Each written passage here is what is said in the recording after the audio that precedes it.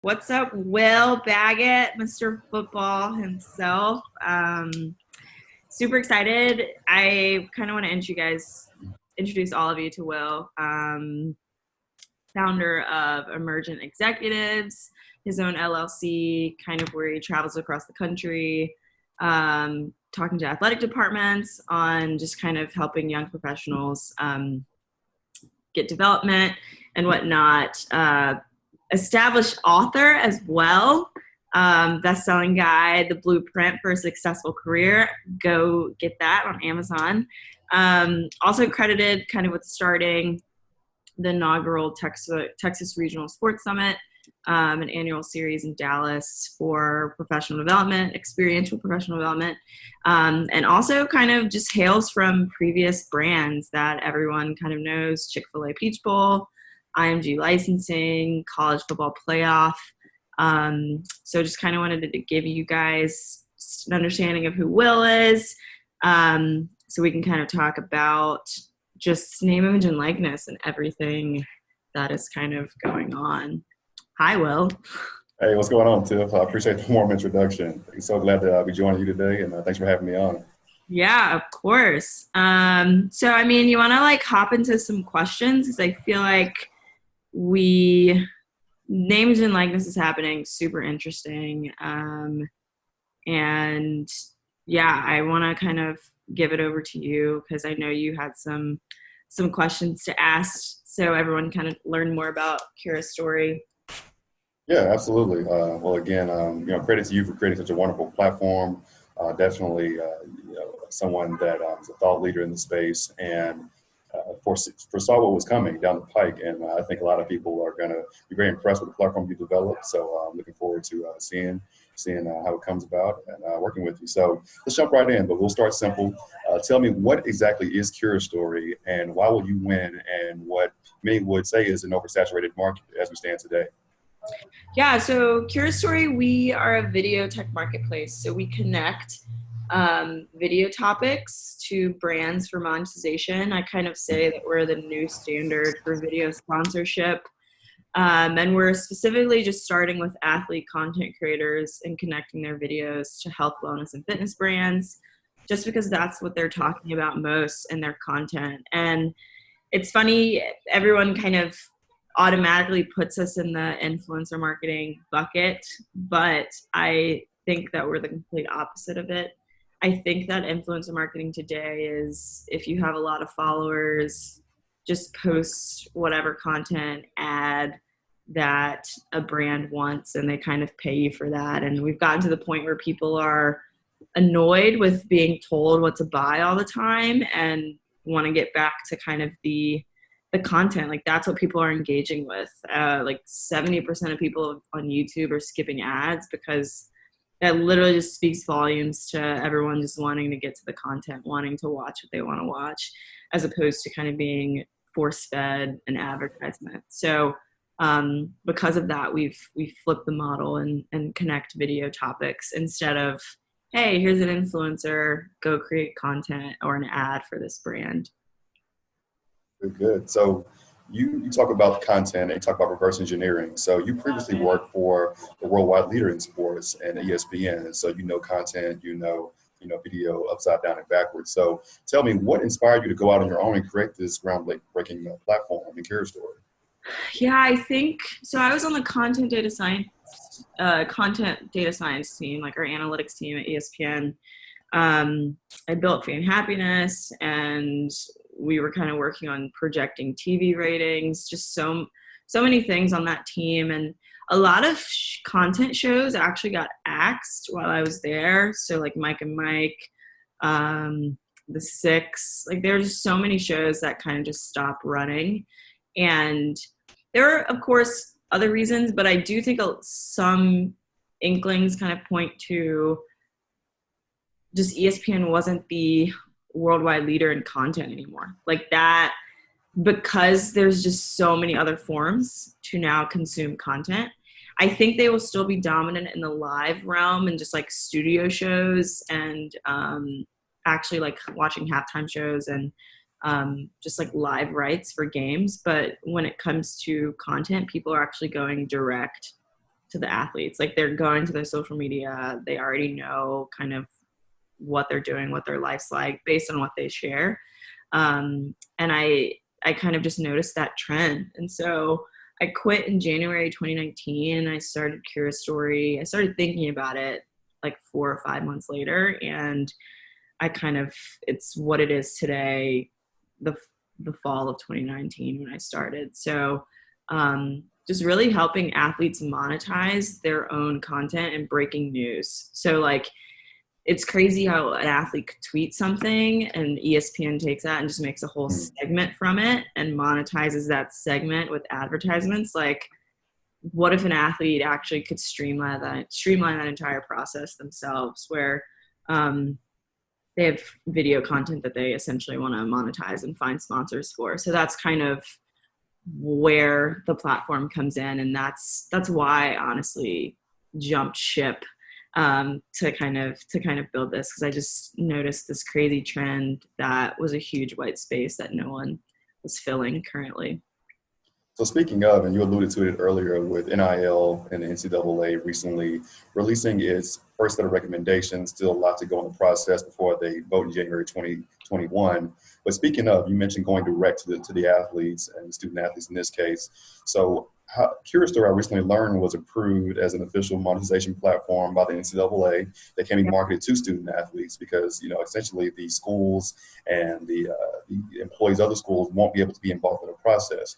So tell me, what about Curastory that enabled them to gain that distinction so early on in the process as a marketable platform for student athletes?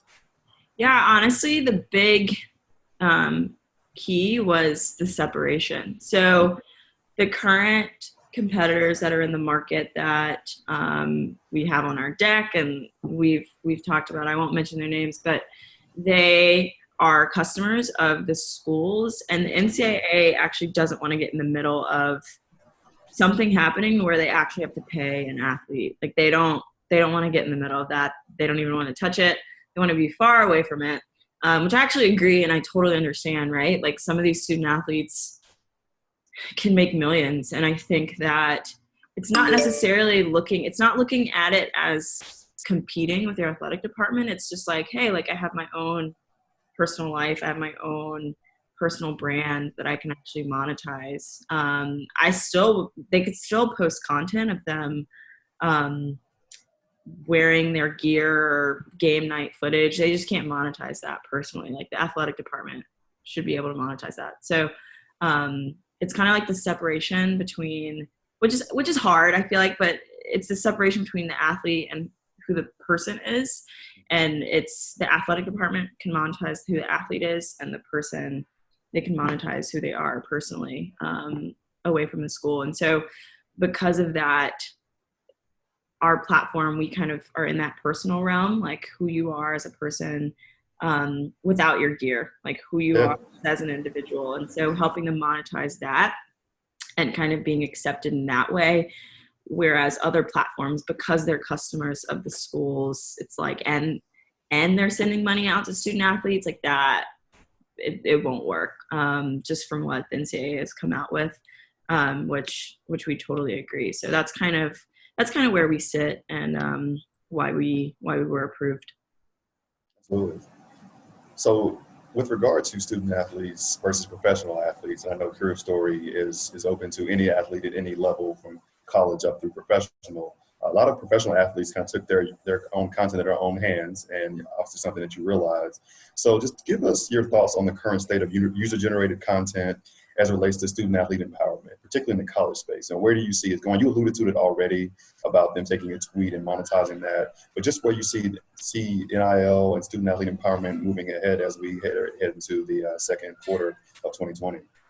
Yeah, I think Gen Z is so interesting because they've lived their entire lives online, and they are just used to content. And I call them like the Renaissance generation a little bit, millennials too sometimes, but I think that they are good at so many different things. And I don't think that we should kind of just bucket them into the category of only being an athlete. And because of that, like because there's access to so many different things now, um, they have so many different talents that are just outside of just being an athlete. And so I think that there are some student athletes that could be vegan that kind of talk about nutrition or talk about food, that they can actually honestly have sponsors in their videos that are also within the organic and vegan vegetarian space.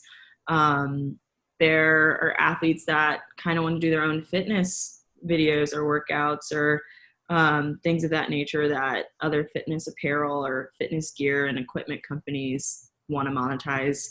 So in the beginning, I do see them kind of monetizing just like lifestyle, who they are, that type of content. But then I do kind of also see breaking news branching off from that. So student athlete kind of monetizing like after the draft, right? Like separate from NBA, right? Like certain things like that. Or they want to monetize the decision before they even get to college, monetizing where they're going, and just information that they kind of want to share that eyeballs are going to be on. And I think that our platform is, at the end of the day, it's a tech play because we are assisting our customers, which are brands, and actually projecting engagements. Like everybody knows eyeballs are going to be on this content, but we kind of assist our customers like, hey, like these are the actual people that are going to be watching. This is the target demo. This is how many people in the range that we think are going to be engaging with this content based on historical data that we have. So we're really assisting the brand, the customer, but also kind of because of our tech, we give an edge to content creators. They don't even have to kind of worry about all of this stuff. They're just able to really just upload snippets of videos, get them monetized, shoot the whole video, and kind of post to their social media. But that's kind of where I see name, image, and likeness and what student athletes will actually want to be talking about. And also gaming too, right? Like just a lot of them are doing it now. They're like taking live stream and like posting it on YouTube and just kind of them actually playing games. So things that they're already doing in their normal life that so many people are interested in. And breaking news is kind of where I see them actually monetizing that content. So you touched on it a little bit, but walk us through the process from sign up to say submission, and as it relates to the athlete's view versus the brand and sponsor's view. Yeah, so I'll start with the athletes because we are a marketplace. But so athletes, when they first sign up and create an account, they just have to give us, of course, some information. And one of the important things in that is it being if they have any non-competes. So if an athlete does already have a contract inked with, let's say, Nike, then you actually can't monetize anything in our marketplace from a Nike competitor, right? So if you want to do fitness workout videos, that's cool, but any fitness athletics, fitness gear that is deemed a competitor to Nike, they can't monetize that. So knowing if you do have non-competes, then we will kind of flag those brands in our marketplace so they actually don't bid on you at all. And once kind of we get all that information, then we kind of go through, make sure that you actually have the following and you're posting good content. If we accept you, then you can honestly just start uploading videos as much as you want. So they upload a video. It has to only be a snippet because if it is breaking news, we don't want you breaking news on our platform that no one is seeing. So since we are closed, so that in the listing, it's a snippet, a blurb of the content, projected engagements, projected micro communities. And on the brand side, when they get signed up, they just upload just who they are, what topics they care about. So like if it's Nike, they care about fitness topics, like soccer trick shots, maybe just any type of kind of like workout, interesting content like that. And from that, that's kind of how we match the sides, like based on the topics of the videos. And so on the dashboard of the brand, they're able to see like matched content to them. If it is breaking news, and that's kind of featured content, and everyone, like every brand within our marketplace will actually be able to bid on that. And they just place a bid. And once the athlete kind of accepts it, the logo gets sent to them. And they place the logo on the video and just post content to their social media. So that's how it's working within our marketplace. And that's how the actual product works. And once it's posted, then we are tracking the ROI of that video, which brands currently can't do at the end of the day. Like right now, I think athletes are just like screenshotting how many people looked at their story and like sending it over to brands, and that's annoying, right? So we just actually track all of that for them, so they don't even have to do that. So you shared a lot of exciting news about Yes. Curastory and the direction it's going. So take a leap of faith into the future, right? You've already taken the lead and stepped out to create this amazing platform. Let's look fall 2021. Where's Curastory positioned? And even 3 years out, where is Curastory's positioning? Yeah, so I think within the first year, we kind of are just hitting both pro athletes, student athletes, and still working with health, wellness, fitness brands and helping them monetize their videos and sponsor their videos. But honestly, I see 3 years from now just working with all video creators. Like a recent article was posted by The Information that a lot of YouTubers, their ad revenue has just been non-existent in COVID, because a lot of brands are kind of just like trying to be smart and just playing the long game here and not really spending a lot of ad dollars, like just in these platforms which are just too much noise. But 2/3 of their income is from sponsorships. So a lot of them were able to be okay during COVID and everything because they had those sponsorship deals. And I imagine just being able to take care of all video creators that have followings that are actual content creators. They don't just consider themselves influencers. They're actually creating interesting content or that people are really following and assisting them in finding sponsors for these videos transactionally. I imagine in the future that I'm so optimistic, but I honestly, because of the gig economy and because of just how Gen Z and millennials operate, I really don't see a lot of them signing these like 3, 4, 5 year contracts anymore where you literally can't just talk to any non-competes whatsoever.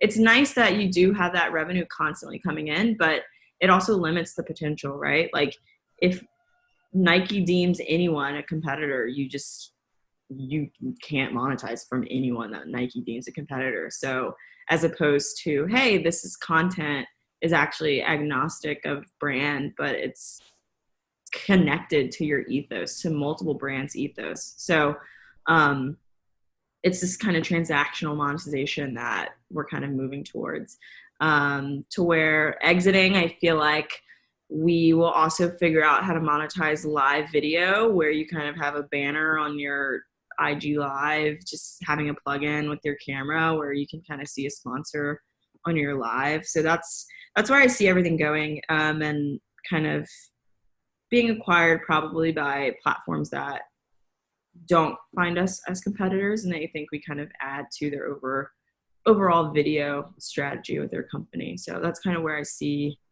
the long play here. Absolutely. Any parting thoughts or words that you wanted to share with our audience or our listeners that we haven't covered in detail already about your Yes. story? I'm a big proponent of kind of just telling your own story and owning your own content. And I think that if anyone out there thinks that or just believes that they have a uniqueness, you can monetize that. And I think it's been so hard so far, where the only options have been YouTube or influencer marketing, which I want to get rid of that. I think that's annoying. And so, yeah, I think anyone out there that just has a uniqueness, really start thinking about what is your story and what expertise do you have that you can actually kind of put out into the world, and monetize and kind of share with the world as well. So that's what I will kind of part with, but I'm super happy you jumped on. And like I said, guys, Will is Mr. College Football himself. So he travels to every single athletic department and kind of really is a friend and kind of helping us push Curastory, which I think is going to be huge and beneficial. And just actually really just caring about the athletes and not just trying to like make a buck off of them, right? Like I think just giving them the options of, hey, like these are multiple brands that want to monetize you, like make the smart decision.